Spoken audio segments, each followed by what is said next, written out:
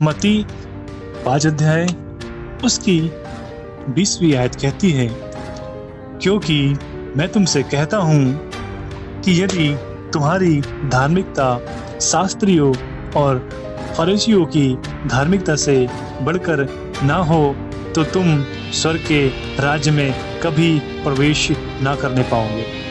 मुझे बताओ कि कितने लोग इसलिए आज आए हैं कि वो स्वर्ग के राज्य में प्रवेश करना चाहते हैं, वो परमेश्वर का राज पाना चाहते हैं, इसलिए वो आज आए हुए हैं। मुझे बताओ, अगर आप परमेश्वर के राज में प्रवेश करना चाहते हैं तो मत्ती 5 अध्याय की 20वीं आयत कहती है, क्योंकि मैं तुमसे कहता हूँ कि यदि तुम्हारी धार्मिकता शास्त्रियों और फरीसियों की धार्मिकता से बढ़कर ना हो तो तुम स्वर्ग के राज्य में कभी प्रवेश ना करने पाओगे। यहाँ पर धार्मिकता की बात है, शास्त्री और फरीसियों से बढ़कर आपको धार्मिकता रखने की जरूरत है। अब शास्त्री और फरीसी परमेश्वर के वचन को जानते हैं और पूरी व्यवस्था का पालन करते हैं, हफ्ते में 2 दिन उपवास रखते हैं, अपनी कमाई का 10वां देते हैं, सबत के दिन आराधना में जाते हैं, सबत के दिन कोई काम धंधा नहीं करते हैं, आज्ञा को मानते हैं, सब कुछ करते हैं। लेकिन परमेश्वर कह रहा है कि इनकी धार्मिकता से बढ़कर तुम्हारी धार्मिकता ना हो तो तुम परमेश्वर के राज्य में कभी प्रवेश नहीं कर सकते। कितने लोग चाहते हैं कि उसके राज्य में प्रवेश करें? लो, आते हैं आप लोग?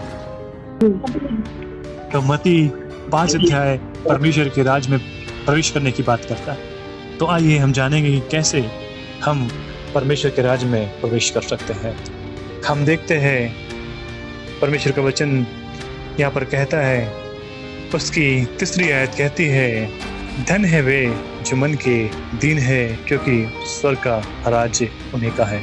अगर आप स्वर्ग के राज्य में जाना चाहते हो तो आपको मन के दीन होने की आवश्यकता है।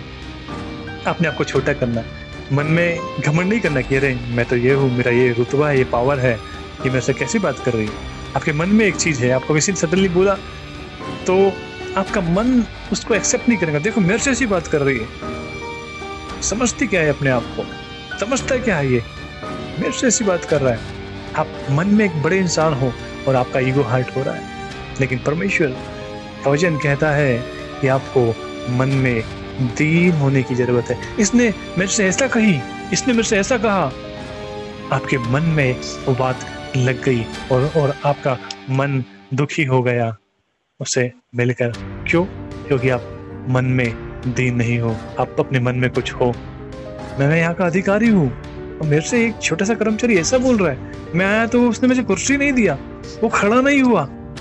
इसका मतलब आप मन में कुछ हो। लेकिन परमेश्वर कहता है कि जो मन के दीन है, स्वर्ग का राज उन्हीं का है। क्या कहा मैंने? परमेश्वर ने, जो मन में दीन है, स्वर्ग का राज उन्हीं का है। वो अधिकारी भी हो गया, आपने उसे कुर्सी नहीं दी तो भी उसे नहीं लगा कि मेरे सामने वो खड़ा नहीं हुआ, उसने मेरा आदर नहीं किया।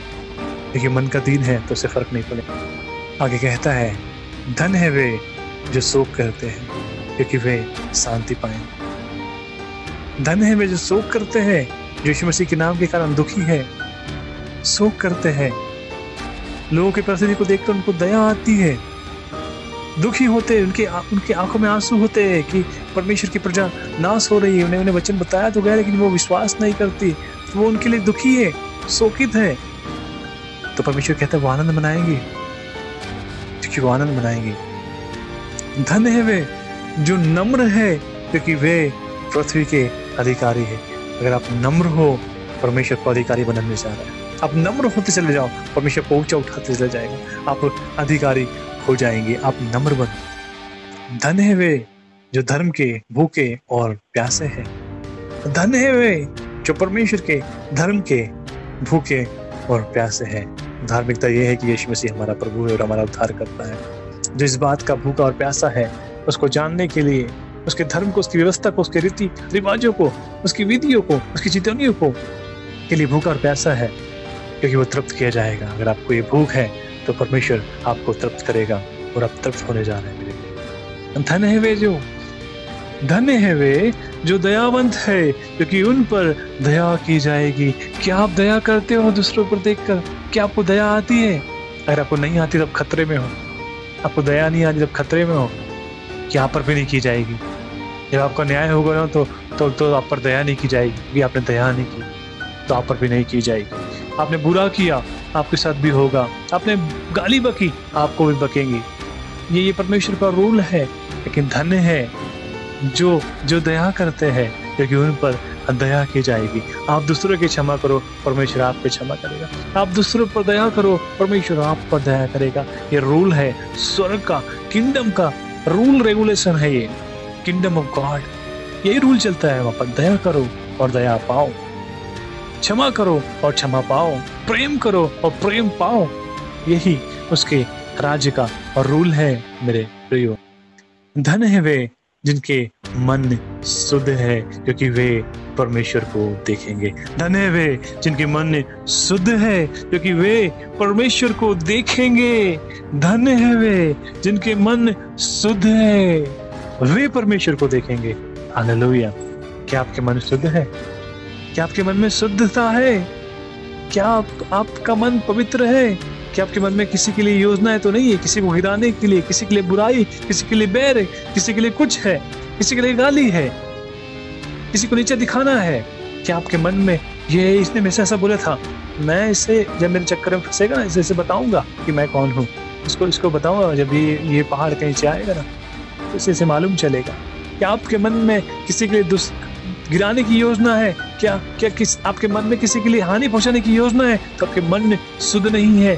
जो हृदय से सत्य बोलते हैं परमेश्वर को वो लोग भाते हैं। आपके मन शुद्ध होना चाहिए। आपके मन में किसी के लिए कोई बैर नहीं होना चाहिए, तो आप परमेश्वर को देखोगे। वाह, मन को शुद्ध रखो, परमेश्वर के दर्शन आपको हो जाएंगे। अपने मनों को शुद्ध रखो मेरे प्रियो, परमेश्वर के दर्शन आपको होंगे, क्योंकि आपका मन शुद्ध है और जिनका मन शुद्ध है वे ही परमेश्वर को देखेंगे। अपने मनों को शुद्ध रखो, अपने हृदय को शुद्ध रखो, किसी तरह की मलिनता ना हो। वो हृदय को भी धोने वाला परमेश्वर है, हृदय को जांचने वाला परमेश्वर है।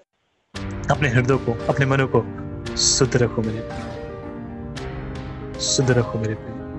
धन्य है वे जो मेल कराने वाले हैं, धन्य है वे जो मेल कराने वाले हैं, क्योंकि वे परमेश्वर के पुत्र कहलाएंगे। और उन पर हाय है जो फूट कर आते हैं, जो झगड़ा लड़ाई कर आते हैं, जो अच्छे घरों को फोड़ देते हैं, जो अच्छे घरों को गिरा देते हैं, उन पर हाय है, क्योंकि वो शैतान की संतान है। इसलिए उनके आने से झगड़ा लड़ाई फूट और कलेश होता है। लेकिन धन्य है वे लोग जो मेल कराते हैं, जो टूटे हुए रिश्तों को वापस से जोड़ते हैं, जो परिवारों को वापस से जोड़ते हैं, जो मेल मिलाव कराते हैं, जो बिछड़े हुए लोगों को मिला देते हैं, वो परमेश्वर की संतान है। They are son of God, वे परमेश्वर की संतान है। ये साइन है परमेश्वर के संतान के, ये गुण है परमेश्वर के लोगों के। अगर ये आप में नहीं होगा, ये आप में नहीं है, तो आप किधर से परमेश्वर के हो? किधर से?